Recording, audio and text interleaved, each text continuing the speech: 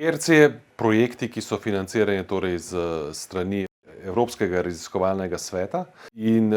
financirajo tako imenovano odlično znanost,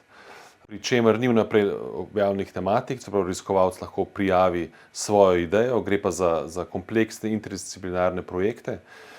kjer naslavljajo določeno problematiko po principu od spodaj navzgor. Ideja je, da se naslavlja najbolj, recimo temu, pereče znanstvene tematike, financirajo posameznega raziskovalca, ki potem zaposli oziroma ustanovi svojo raziskovalno skupino, to govorim predvsem o ERC Starting Grantu, pri tem pa ima raziskovalec popolnoma proste roke, da nekako upravlja z sredstvi, z ljudmi in pa nekako vodi projekt samostojno. ERC projekti so najbolj kompetitivni projekti v Evropi, gre pa za čisto bazično znanost,